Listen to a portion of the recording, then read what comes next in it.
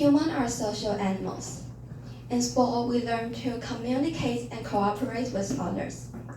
However, in my growing stage, no one told me how to face solitude and the importance of being alone from time to time. And I didn't have any ideas about how to adjust my state of mind until recent years. I remember in my high school time, I grabbed my friend and stayed beside them all the time. We studied together, we walked to the cram school together, we ate dinner together. I believe if there was a classmate living nearby my home, I would take a bus with them and wouldn't even have a second being alone. However, the environment in university is much different from high school. We don't have a group of classmates which are forced to stay in the same classroom from morning to afternoon every day. Therefore, in the first month I stepped into NCCU, I felt so uneasy since most of my old friends were far away from me. When I ate on my own in a store on Zhinan Road, I was so afraid. What do other people's eye contact mean? Are they thinking about, why does the girl over there eat alone? Does she have any friends? Is she weird? Thus, I always use my fastest speed to finish my meal and leave the store. As I was gradually used to doing things on myself, I started to notice that I enjoyed the moment. I could scroll my phone instead of responding to others. I could just space out or daydream while looking out the windows. Or I could pull on my earphones, listen to my favorite singer's song, and even hum with the melody since no one can hear me. Those concerns sound silly when looking back to the time. As a matter of fact, who cares? No one would judge other people just because they are walking alone, unless they are self-abased and could only build identity by teasing others. In spite of doing whatever and in whichever way I want, the most important thing is I become more confident.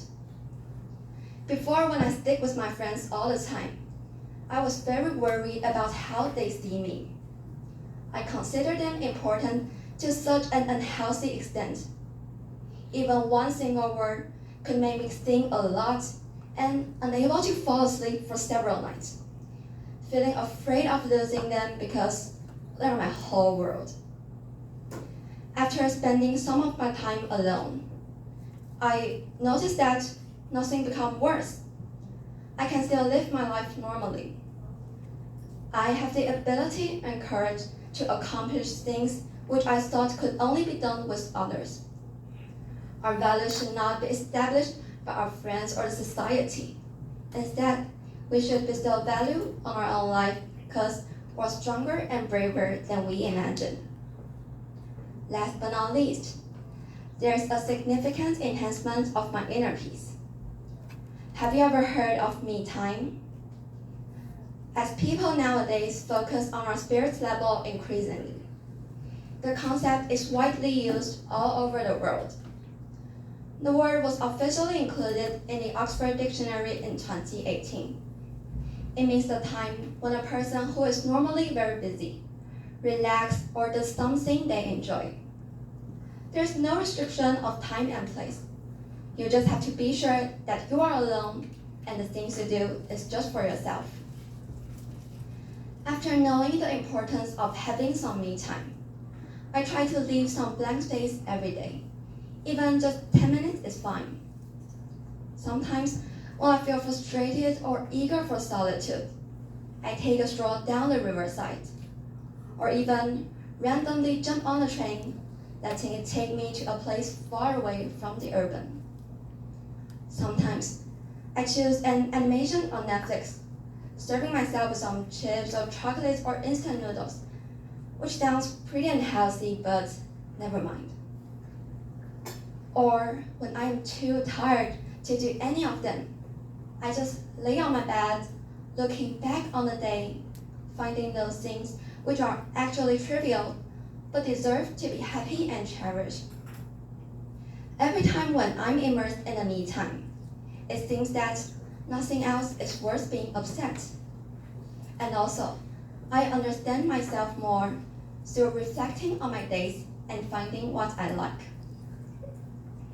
I'm not here to tell you that we should always be alone and there's no need to interact with people.